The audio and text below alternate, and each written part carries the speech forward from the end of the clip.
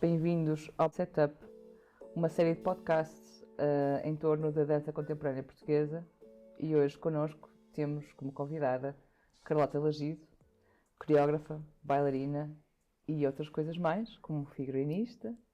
Não é, Carlota? Olá, boa tarde. Sim. Então, Olá, Ana. obrigada Boa por tarde. estares connosco. Esta pequena descrição introdutória tem a ver com o facto de Carlota Lagido, para além de bailarina, coreógrafa, figurinista, ativista, performer, estas coisas todas que fazem aquilo que é Carlota hoje em dia,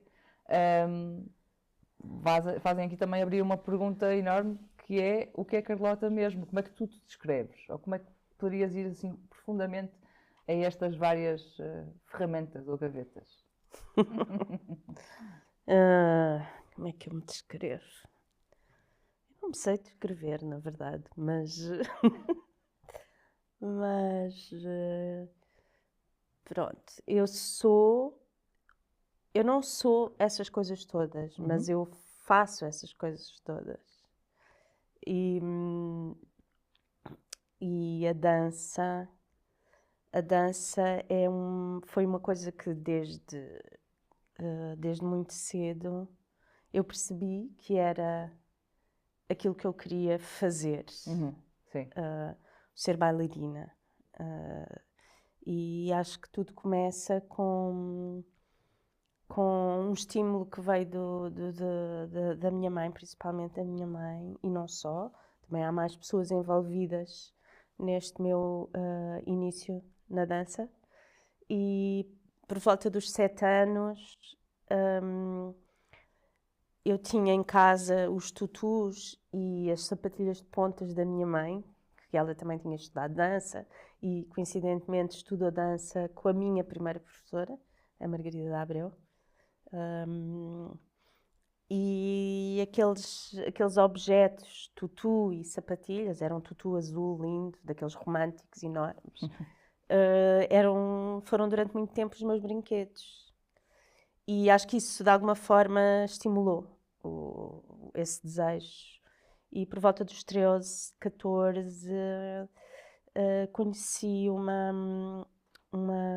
tinha uma amiga que era a Nazaré, que havia praticar nas férias. Íamos de férias para a Ericeira e via praticar imenso. E fiquei fascinada com aquilo. E outra minha grande amiga, a Filipa Paz, ela já estava na dança, precisamente na Margarida de Abreu, e foi também através dela que eu comecei a praticar aulas de dança.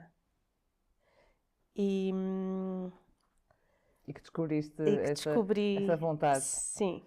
Praticar dança durante as férias é assim. É preciso mesmo querer. Sim. Ela também me parecia assim uma pessoa obstinada. E ficaste fascinada Eu fiquei fascinada com aquilo. E deu no terraço dela, ao ar livre, a fazer pliés com as suas sapatilhas de ponta, toda equipada. Foi lindo. E eu ficava assim, uau! Como é que é possível? E como é que tu, então, chegas a casa e dizes à tua mãe que já tinha essa experiência? Sim. Mãe, quero... E através da Filipa, a Filipa está no balé, eu também quero ir. Eu queria ir com a minha amiga. Também quero ir com a minha amiga. Então não foi grande surpresa, foi uma coisa natural. Sim. E como é que foram essas primeiras aulas de balé clássico? Não é? Era balé clássico ou já era alguma mistura? Não, era clássico puro, sim. E tu gostavas? Gostava muito. E ela a Margarida Abreu tinha uma forma de ensinar muito peculiar, porque ela preocupava-se muito com a dança em si. Como assim? Forma como nos mexíamos, como usávamos a música, era uma coisa muito mais... ela preocupava-se muito mais com isso do que com a técnica em si, apesar daquilo também ser técnica, mas claro. Era o grande objetivo dela, era pôr-nos a dançar. Ela falava muito nisso. Dançar. E isso tinha alguma magia e impacto em ti Sim, sim. nessa beleza desses corpos. Sim, sim, Como sim. é que foi atravessar essa experiência nessa fase em que estava tudo a começar, não é? Para ti, uma Sim. adolescente. Foi bastante, foi bastante fácil, porque para mim foi fácil, em termos físicos, eu tinha muita facilidade em aprender, em captar e em aprender, e tinha um corpo muito permeável, era muito elástica, tinha muitas capacidades físicas, como se diz. Sim, rapidamente Sim. adquirias logo Sim. aquilo que estava a ser dado, não é? Sim, e depois entrei na escola de formação nos cursos profissionais do Ballet Gulbenkian e aí a coisa tornou-se mais séria, bastante mais séria. Como assim, mais sério? Tínhamos muitos professores, era era sério, era mesmo Sim. cursos profissionais, E era mais rígido, era mais rígido, rigoroso. era mais rigoroso, era mais... Mas para ti dava-te assim vontade de continuar, porque havia esse lado Sim, da disciplina, eu gostava da muito, dureza. isso era o que me fascinava mais, fascinava-me imenso, essa coisa desse investimento em prol de um aperfeiçoamento e de atingir determinados objetivos técnicos, e para mim isso era super aliciante, por muito que me doesse, eu gostava dessa dor. E gostava dessa disciplina, eu era obcecadíssima, foi muito...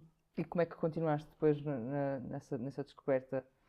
Continuaste mais tempo nessa formação? Eu tive até aos 17 na escola.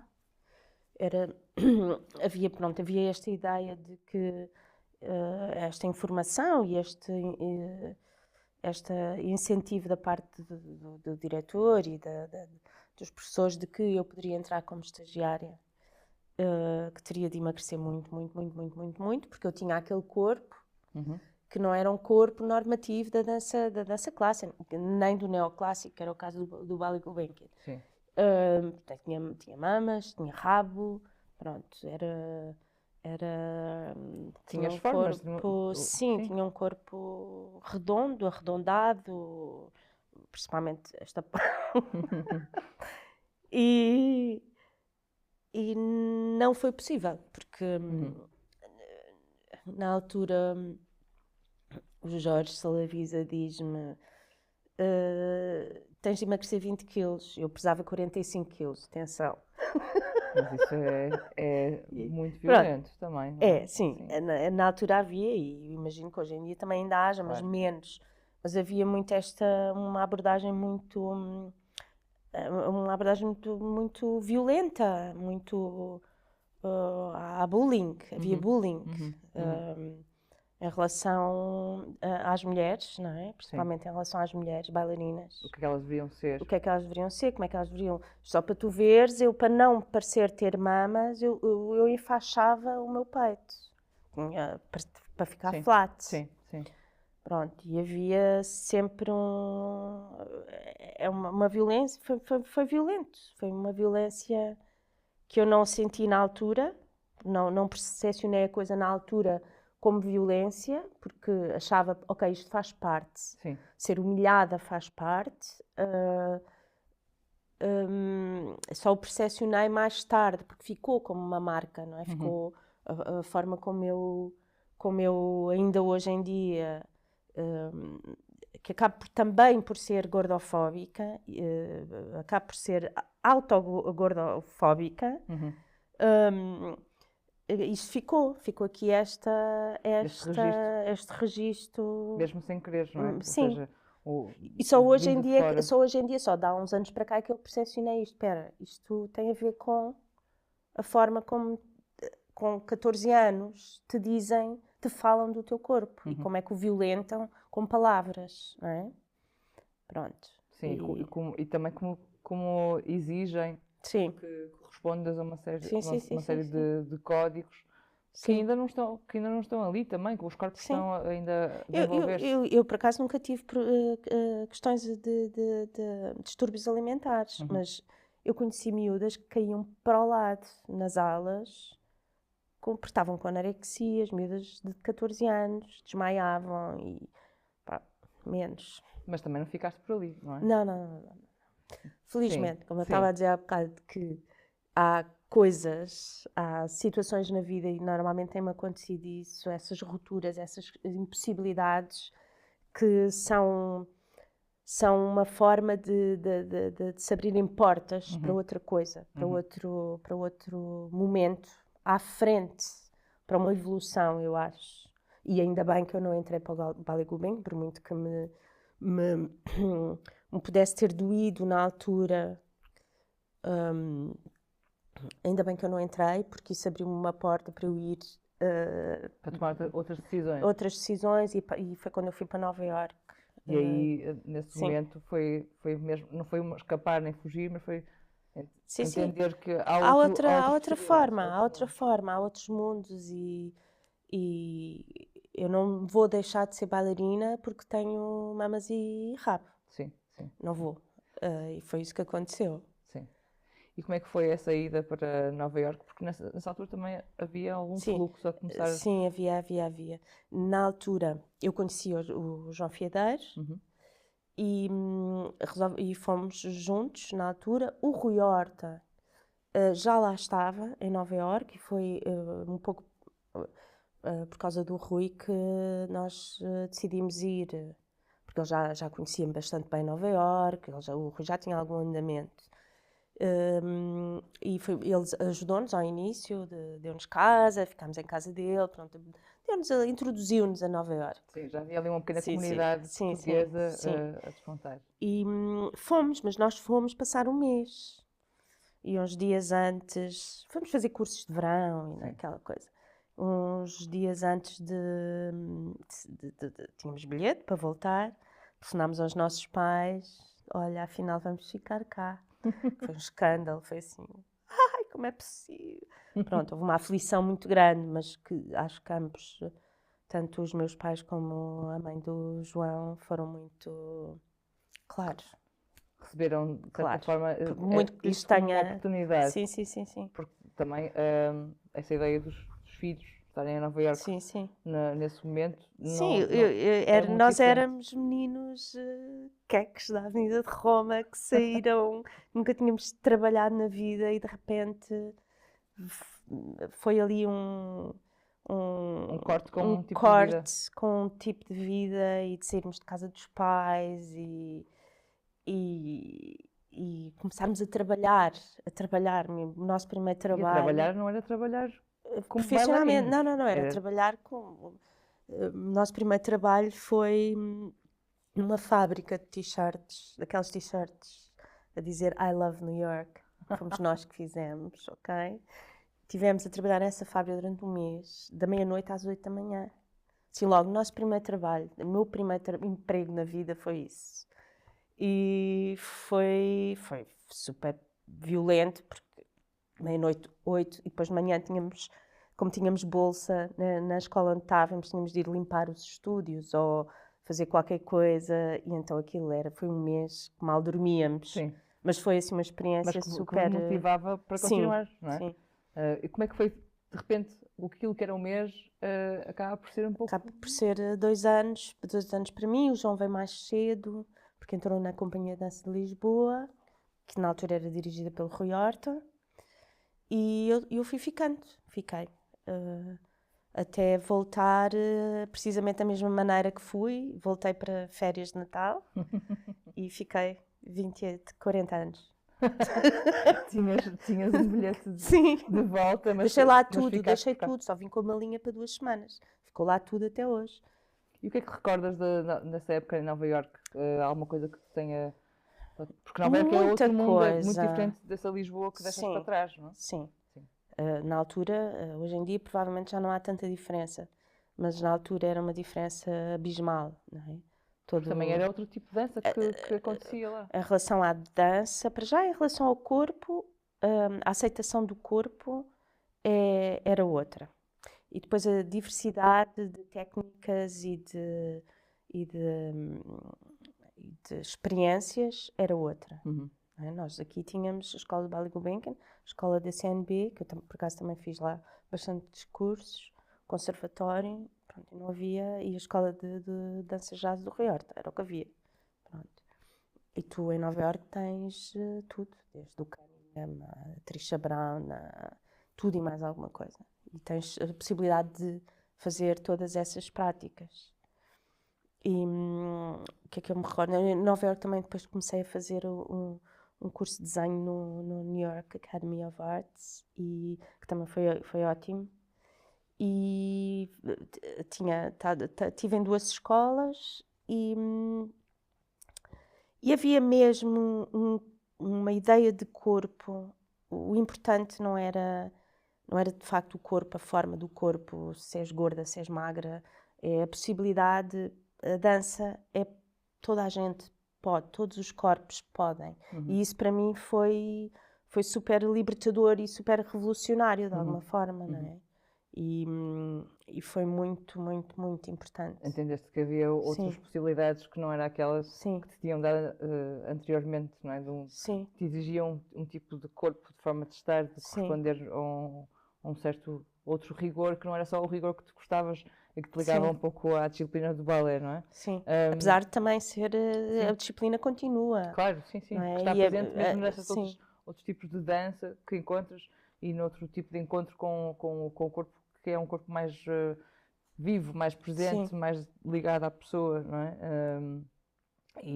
Mas isso vai-te marcar não só das experiências que vais tendo em Nova Iorque, mas também nas pessoas que quando vais cruzando nesse momento, não é? Sim, e foi muito importante na altura. Houve assim um fluxo de pessoas de Lisboa que foram para Nova Iorque e que acabámos todos a viver nas mesmas casas, e foi muito, muito importante. Foi a Filipa Paz, o José Lajinha, o Sérgio Plágio, o Bruno de Almeida. Há mais pessoas que eu agora não me estou a lembrar. O Francisco também está. O Francisco e a Vera depois foram mais tarde, é uma leva mais tardia. Mas nesta altura, 84, 86, foram essas pessoas, e criámos ali uma comunidade. E o Sérgio e o Bruno eram músicos, são, apesar do Bruno também ser cineasta, ser realizador. E foi muito engraçado, e para mim foi muito importante, porque houve uma altura que só estava lá eu e o Sérgio, foi nos meus últimos 6 meses em Nova Iorque. E eu trabalhava numa mercearia à frente do restaurante onde ele trabalhava, saíamos à 1 da manhã e íamos para os clubes de jazz de Nova Iorque, que eram assim uma coisa absolutamente com uma energia, com uma vibração. Sim, era incrível. Muito ligado também ao movimento underground de noite de Nova Iorque, não é? Foi muito, muito intenso e vimos músicos incríveis. E que te influenciou também? Influencia-me no sentido em que me enriquece, não é? Sim. Porque é conhecimento e enche, não é? Enriquece-te. E não só isso, como o próprio estar na rua em Nova Iorque era uma coisa... Era um evento por si só. Era um evento, não é? A experienciar uma cidade completamente diferente da de Lisboa, não é? Sim, uma cidade que está aberta 24 horas. E esse vai e vem acaba por influenciar, ou seja, marcar um ponto de viragem num olhar que Portugal tinha, ou a comunidade. Sim, eu acho que foi muito importante depois, porque todas estas pessoas, todos nós, e mais pessoas, a Margarida Bettencourt, a Paula Massano, que foi uma pessoa muito importante. Todas estas pessoas criaram ali, depois já em Lisboa, uma movida que começou a alterar um bocado a dinâmica da dança e da performance. Sim, essa dinâmica também marca um pouco quando regressas e acabas por ficar, não é? Sim. Regressas para Natal, mas acabas por ficar, já não há o bilhete de volta, não é? Sim. E nestes cruzamentos que acabam por ser acontecimentos na tua vida nesse momento, criam um lado na tua vida profissional que inicialmente é um lado de colaborações, um lado muito Sim. rico como intérprete também, não é? Eu antes disso estive na Companhia de Dança de Lisboa, que na Exato. altura era Rui Horta. E sim, estive ali. Também na companhia tive experiências interessantes. E depois, em 87, 8, fui despedida porque não sabia contar, porque não queria contar, na verdade. Não era não saber, não querer. Eu não quero dançar a contar, quero dançar de outra forma. Contar os passos, contar os Sim, tempos. 1, 2, 3, 4, 5, 6. Não é a minha cena. E aquilo não correu bem com o novo diretor, que já não era o Rui Horta, e despediu-me. E, como eu disse há bocado, foi uma Abriu porta mais uma que se porta. abriu para uma evolução.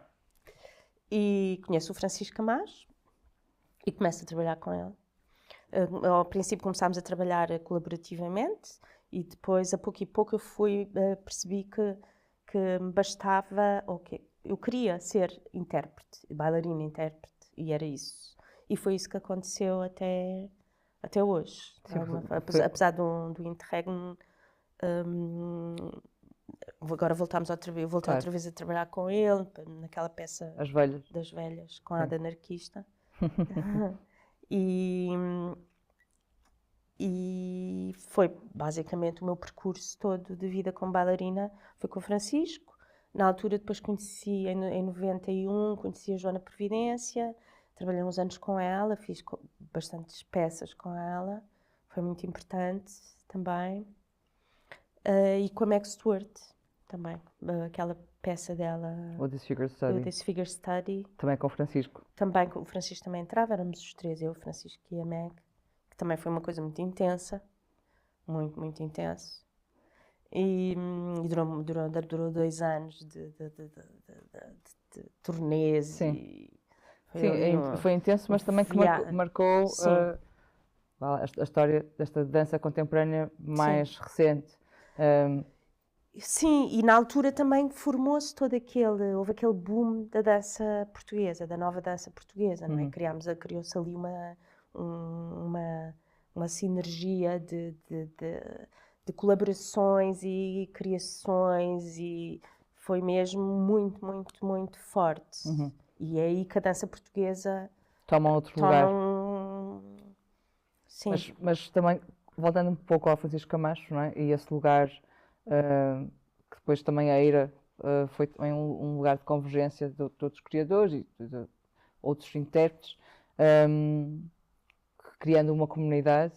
Essa ligação que tiveste, e que ainda mantens, claro, com o Francisco, trouxe também para outro espaço da tua vida, que é um espaço de criação, que chega um pouco mais à frente, não nos inícios, não é? Como é que isso surge? Sim. O meu impulso para criar só surge em 97, que é um impulso que foi um bocado empurrado. Porque eu, com o Francisco, durante os anos todos, esses 10 anos anteriores que eu trabalhei com ele, a forma dele trabalhar ou a metodologia faz com que tu, de alguma forma, te mantenhas em criação. Estás em criação porque ele trabalha a partir de ti, dá-te enunciados e tu é que os desenvolves e és tu que agarras nele. Que os encontras também. Sim. E isso sempre me fez pensar, bem, eu não preciso criar porque eu já estou a criar. Não houve assim nenhuma necessidade. E em 97 o Francisco tinha uma escola na Eira, o núcleo de formação da Eira, e estava a trabalhar com uma série de bailarinos, que era o Filipe Viegas, o Pietro Romani, a Sara Vaz, a Marta Coutinho. Não, a Marta Coutinho, sim, mais alguém que eu não me lembro, e o Pietro Romani, e ele teve de se ausentar, teve de sair, já não podia continuar, isto foi logo no início, por causa do processo. Portanto, eu quando agarrei naquilo ainda assim, pude agarrar naquilo e poder dar-lhe, experimentar outras coisas também. E foi aí. E fui empurrada, porque eu não... Qual era a peça? Chamava-se Não Há Baile Sem Senão. E, de facto, não houve bela sem senão, não é? Não é bela, é baile. Sim, mas agora estava a fazer a metáfora de foste empurrada e de repente no percurso colaborativo com o Francisco, quase que como co-criadora, muitas vezes, mesmo como intérprete, não é? Dá-te esse espaço de criação, vês-te ali numa situação em que de repente estás a criar, não é? E como é que foi esse processo? Fez-te aqui algum Sim, uma fez-me luz ali de um clique, curiosidade? fez-me um clique de, primeiro, bom, vamos lá ver se isto é bom para mim, vamos lá ver se isto é algo que eu quero fazer. E sim, deu-me ali um...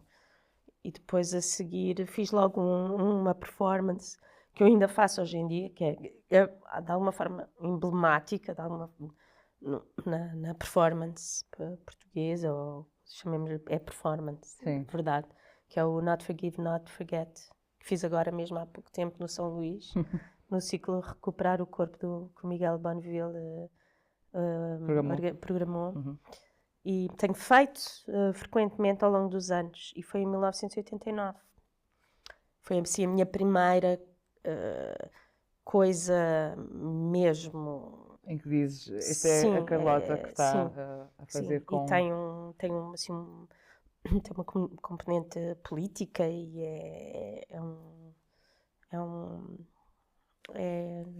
E nessas passagens que foste fazendo,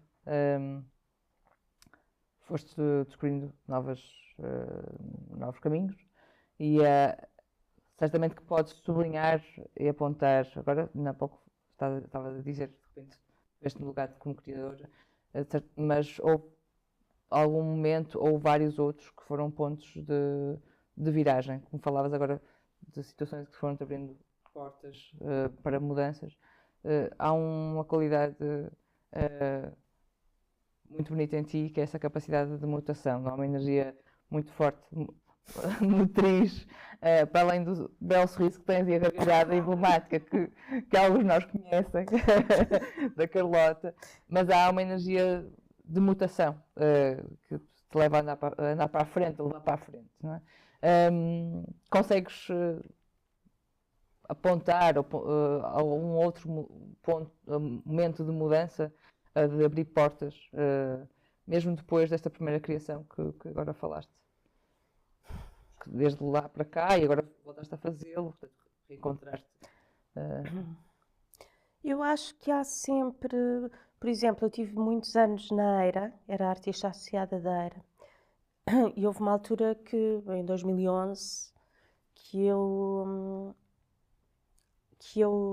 pronto, houve ali uma necessidade de ruptura com os artistas, ruptura no sentido, vamos acabar com os artistas associados, estávamos em plena troika, aquilo, pronto, foi um bocado complicado gerir artistas associados, e nessa altura fui despedida e foi muito duro, e ao mesmo tempo foi mais uma abertura. Foi uma abertura, foi uma grande abertura para mim, porque de alguma forma isto sem intenções depreciativas de forma alguma, eu sempre tive todo este meu percurso com o Francisco, foi muito eu Francisco, não é? Era a bailarina fetiche do Francisco, como diziam, como foi escrito num jornal, não é? Sim, ficou marcado. Um bocado à sombra, há uma sombra, não é? Um lugar onde tu, de alguma forma, perdes a tua autonomia. E tu vais perdendo quando estás associado a um criador, não é? Quando estás associado a um criador, perdes um pouco a tua autonomia, o teu lugar. O teu lugar é aquele só, aquele artista, bailarina fetiche, pronto. Estás catalogado de Sim, certo ficas modo. com carimbo e ficas um bocado, de alguma forma, apagada, ou ficas, mesmo a tua vontade de fazer coisas é muito mais... pronto, estás ali num limbo, não sabes muito bem quem és, o que é que queres fazer, pronto, estás ali... E esta ruptura foi, para mim, assim, a porta mais forte que se abriu, que foi eu sair da EIRA como artista associada e de repente, ups, eu estou aqui sozinha, Pronto, e os primeiros anos foram muito complicados, de gerir o que é que eu vou fazer, o que é que eu faço, como é que eu me vou criar, como é que eu vou criar, pronto. Estive ali assim e de repente percebo, hoje em dia, que ainda bem que isso aconteceu. Exatamente como na escola do Bali Gulbenkian, Sim, não é? Pronto. E foi muito, muito importante esta separação. Que forças que te foste encontrando durante esses momentos?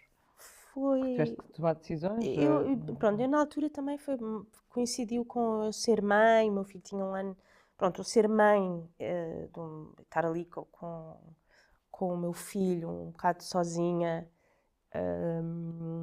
foi uma grande força, não é? Uma grande. Tenho-me agarrar a qualquer coisa. E na altura inventei 1000 coisas. Foi uma altura mesmo muito complicada para Portugal, não é? Sim. A Troika. Foi Ninguém devastador. tinha trabalho, estava tudo no pior. E eu inventei umas t-shirts que eu fazia, comecei a vender as t-shirts, pronto, que eu fazia à mão, fazia stencil Sim, e pintavas as à mão. impressões. Sim, que eram umas t-shirts que eram o I Riot Alone. Ainda vendi algumas, ainda consegui mais ou menos sobreviver e trabalhava. Pronto, uma coisa que eu tenho esquecido de dizer que é eu desde os anos 92 esqueci-me de dizer isto, é porque eu também sou bartender. Sim, sim, eu estava a ouvir falar das t-shirts e estava a pensar no 49. No 49 e não só. E não só, eu eu sei que não. eu trabalhava no Frágil, trabalhei no Mahjong, no Keops, em todo lado.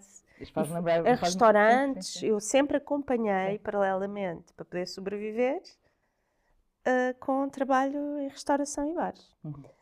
E pronto, já não faço há uns anos, já não preciso de fazer. Mas estava-me a lembrar um bocado de repente das Sim, noites depois das 49, noites pronto, de jazz 49 em Nova foi, Iorque. Um pouco 49 diferente, não foi é? o grande auge da minha carreira como bartender. Porque é quase um personagem que codificado e referenciado, não é? O 49, esse bar 49 da da ZDB, ZDB, esse ali no grande bairro Alto. ícone de... Passaste a ícone. Não eu, o bar. Sim, o bar sim, mas há uma associação, Sim. muitas vezes, de alguns colegas nossos. 49, sim, a Carlota.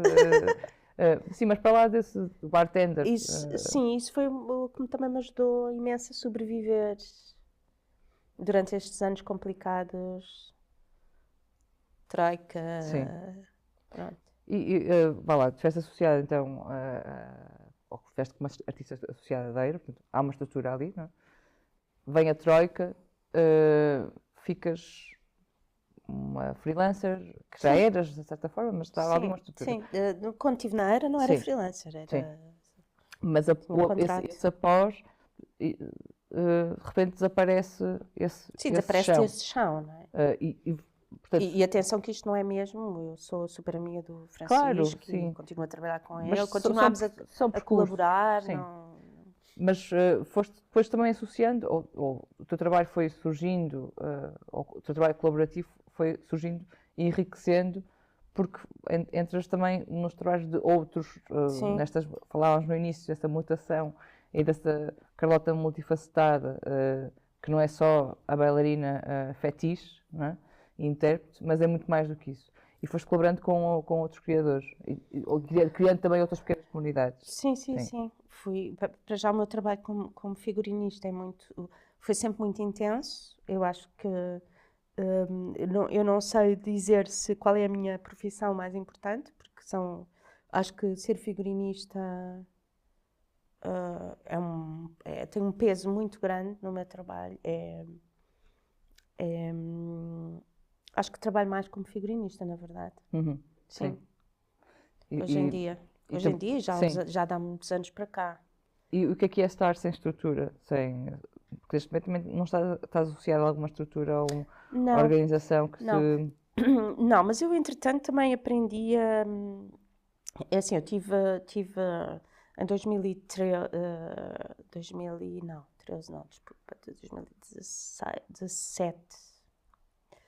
Eu comecei a trabalhar com uma pessoa que mudou a minha vida, que é a Tânia Guerreiro.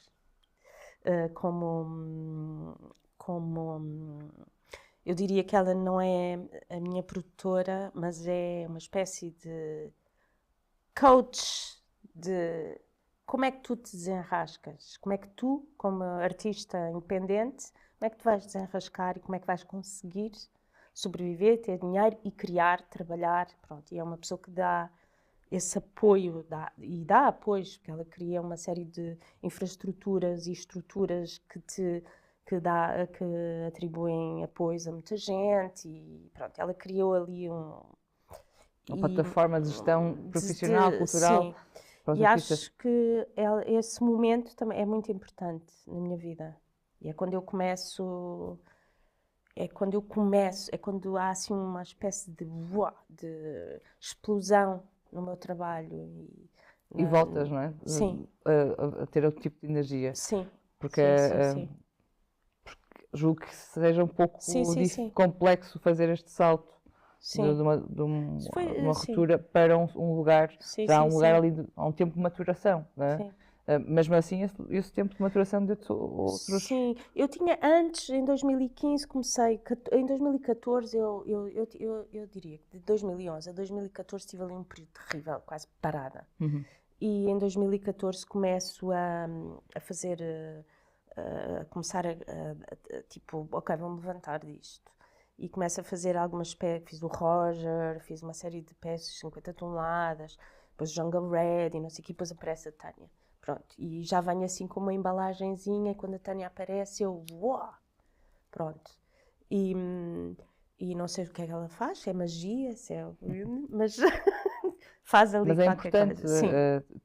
esse lado de companheiro, de ajudar, de auxiliar, de planificar, de certa forma. E também te ensina a fazer produção e a fazer por ti, fazermos...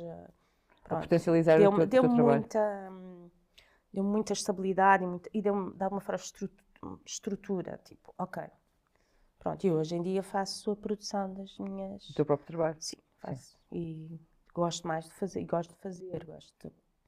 Sim, é uma outra função que não te incomoda e também percebes que exige alguma disciplina, porque exige também que estejas muito atenta e a puxar pelo teu próprio percurso, não é?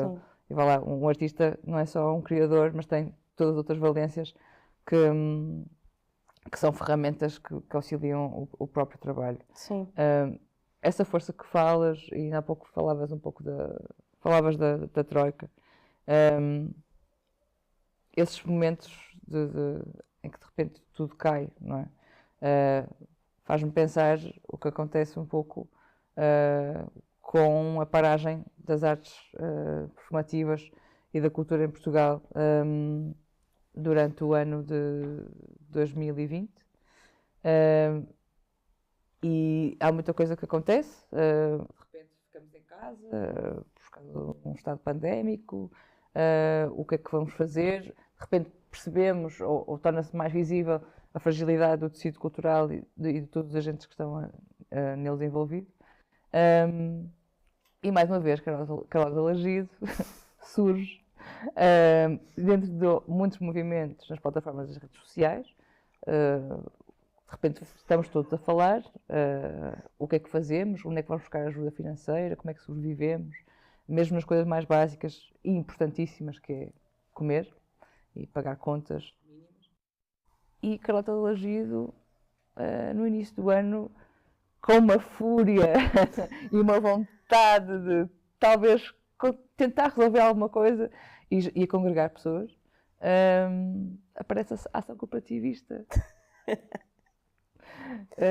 Que não poderia deixar de contornar, não podia deixar de contornar esta pergunta, ou trazer para aqui, e agradecer-te, ao vivo e a cores. Porque é importantíssimo, porque o que é que te aconteceu e como é que vem esta vontade? Ok, vamos juntar as pessoas, o que é que te levou? Imaginavas que era possível, de certa forma, naquele momento, todo o percurso que depois a ação cooperativista fez durante todo o ano, que foi importantíssimo para grandes mudanças. E continua a fazer. E continua a fazer, sim. Parece. Sim. E, sim, olha, a pandemia foi mesmo uma coisa foi um baque nas nossas vidas, não é? Nunca pensámos que isso pudesse acontecer, não fazíamos ideia que uma coisa dessas fosse acontecer. E eu estava. Foi muito assustador ao princípio, principalmente porque estávamos mesmo todos sem trabalho. E sem nada, e sem saberes, nem apoios da Segurança Social, nem nada, não havia nada, não é? Era tipo o susto, o pânico, o que é que vamos fazer agora? E eu estava em casa, fechada, em pânico, não é? Na altura ainda ainda se sabia muito pouco, não é? Havia muito Que era o medo. vírus, Pronto. Mas Tive não aqueles 3 saíamos. meses ali fechada e com muita sorte, não é? Sou uma privilegiada que tenho casa para poder estar fechada. E foi. Eu na altura, foi um dia, uma noite, aliás, foi de madrugada, e vamos ter de fazer alguma coisa, vou ter de fazer alguma coisa, vamos ter de nos juntar. E eu nunca pensei que isto era o convite que eu fiz às pessoas para participarem neste grupo. Olha, a minha primeira questão foi como é que vamos sobreviver, não é? Como é que vamos viver, como é que podemos contornar isto, podemos partilhar ajudas, podemos fazer algo que seja rotativo e que ajude quem... Mas era para um grupo restrito, da minha comunidade, não é? Das pessoas que eu conheço. Não é? De todos vocês, não é? Era assim uma coisa que de repente, numa semana, estão 5.000 pessoas dentro desse grupo e é um bocado assustador. E 5.000 pessoas que não são só criadores. Sim. Porque a coisa não é obviamente só para artistas, não é? Não foi desde o início, sempre foi aos trabalhadores da cultura, que são milhares de pessoas com profissões diferentes, que mexem a cultura, não é? Que fazem-na mover e fazem a cultura, a arte, as práticas artísticas. E não são só artistas. E foi esse momento que depois tomou aquelas proporções e um bocado descontroladas. Faz parte. E graças a ti e todas as pessoas envolvidas, a Teresa, a Cláudia, o David, tanta gente que eu só abri aquela porta, não fiz mais nada na verdade. E sinceramente acho que não tenho estofo para não tenho endurance, nem tenho, emocionalmente não tenho aquela resistência, porque é muito duro. É muito duro tu estares a trabalhar, no fundo nós trabalhávamos 24 horas para aquilo. E é muito duro, eu estava sempre, mas como é que os políticos aguentam? Como é que os políticos aguentam? O que é que eles tomam? O que é que eles tomam para aguentar isto? É-nos muito próximo também, de repente não tínhamos nada. É muito intenso, não é? Estás sempre ali, estás sempre. E sempre a levar, levas de um lado, levas do outro, levas de um lado, estás sempre ali. E eu não tenho estofo para isto, mas a ação e não só o núcleo duro, que éramos nós todas, e um grupo maioritariamente feito por mulheres,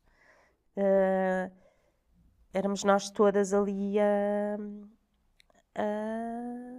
abolir, não é? E a aprender ao mesmo tempo. E aprender, que ninguém sabia nada disto, ninguém sabia como gerir. Pronto, e houve uma altura que eu decidi, eu não aguento isto e parei, não é? Parei. Mas a ação continuou. Aliás, o símbolo da ação cooperativista foste tu que o criaste. O pássaro. O pássaro, não é? O corvo. Sim, isto também tem a ver. A pandemia foi quando eu comecei a desenhar pássaros obcecadamente, minuciosamente, ilustração científica de pássaros e depois veio a ação cooperativista e parou-me ali os pássaros. Sim, mas ficou ali marcado, porque é um momento quase revolucionário, é que nós tivemos que aprender rapidamente. Há umas coisas que talvez saberíamos, porque não era só falarmos, tínhamos imensas questões. Sim, havia toda uma atividade de todo o tipo de atividade que se fazia, não é? Sim, Aquilo era sim. trabalho, Sim. é trabalho, por e duro. Todos os debates, Os debates, todas as as conversas, entrevistas, a televisão, a rádio, isto, aquilo, tudo aquilo, responder a perguntas a ministra, enormíssimas. isto, opá, Sim, aquilo tornou-se. E depois as questões internas, os conflitos que havia, não internamente, mas tudo aquilo não interessa, mas. Sim, mas de qualquer forma também, dentro de uma necessidade que acontece, de nos juntarmos e que tu abres essa porta, houve ali momentos importantíssimos que foi criar convergências entre grandes Sim, organizações, sim, com o grupos, governo, com o governo, com grandes instituições, ou seja, houve um trabalho político Sim, que à partida nem sabia que ia ser assim, não é?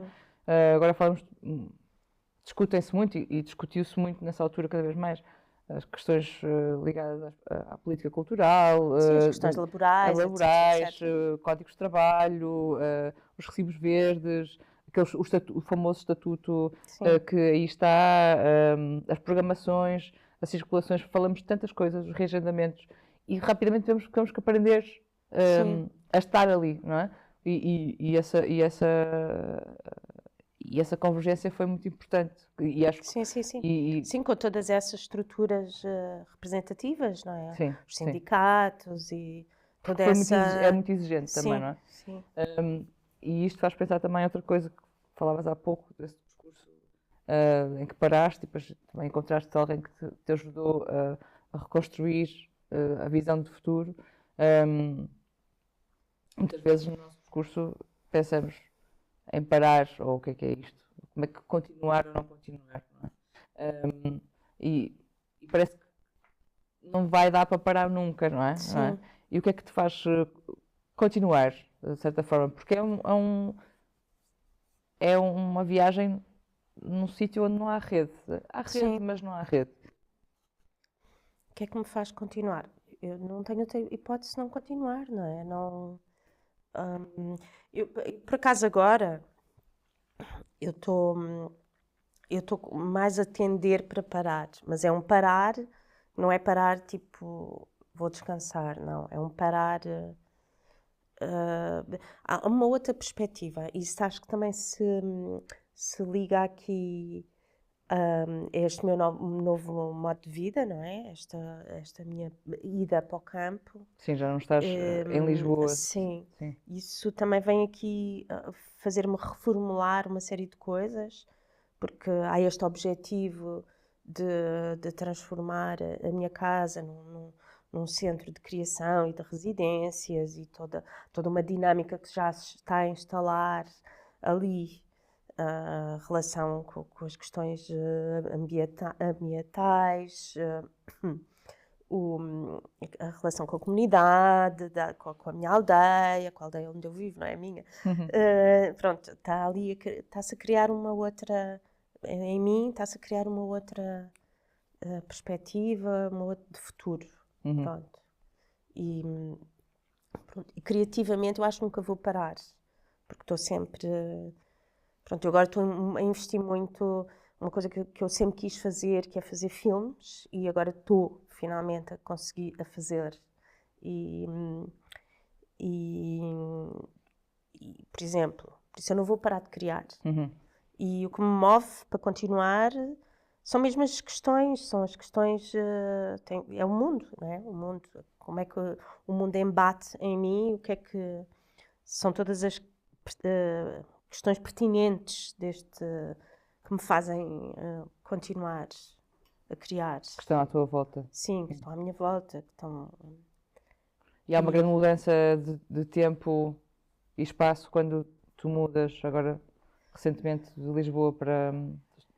Em que zona do país estás? Estás no centro, perto de Coimbra? Penela. Em Penela. Alfafar. E foi uma escolha... Foi uma escolha, sim, foi uma escolha. E foi obstinado também. Super obstinado, foi...